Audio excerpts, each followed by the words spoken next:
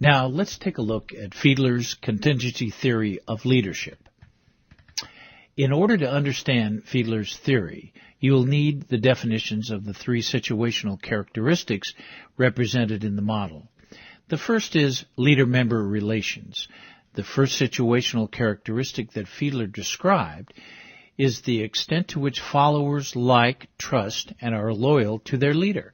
Situations are more favorable for leading when leader-member relations are good.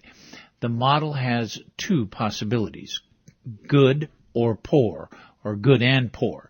Then, task structure. The second situational characteristic that Fiedler described is the extent to which the work is to be performed is clear-cut so that the leader's subordinates know what needs to be accomplished and how to go about doing it. The model has two possibilities, high and low. And the last is position power.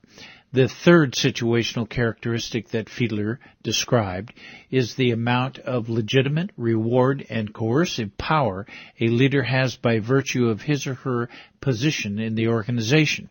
Leadership situations are more favorable for leading when position power is strong. Again, the model has two possibilities, strong and weak. By taking all possible combinations of good and poor leader-member relations, high and low task structure, and strong and weak position power, Fiedler identified 8 leadership situations which vary in their favorability for leading.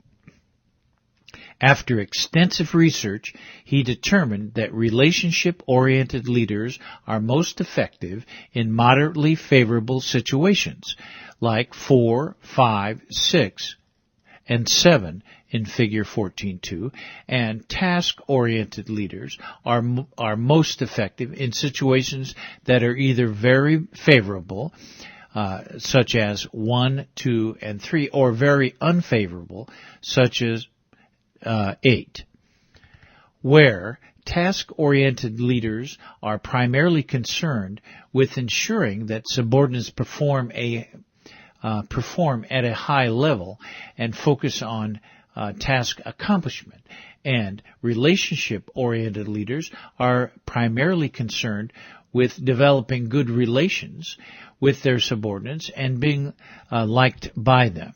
Relationship-oriented managers focus on having high-quality interpersonal relationships with their subordinates. Now, putting the contingency model into practice, according to Fiedler, leader style is an enduring characteristic that managers cannot change. This suggests that to be effective, either managers need to be placed in leadership situations that fit their style, or situations need to be changed to suit the managers. Situations can be changed, for example, by giving a manager more position power or taking steps to increase task structure, such as by clarifying goals. An interesting theory. To develop a better understanding, you may want to click on the tab above and go through the explanation again.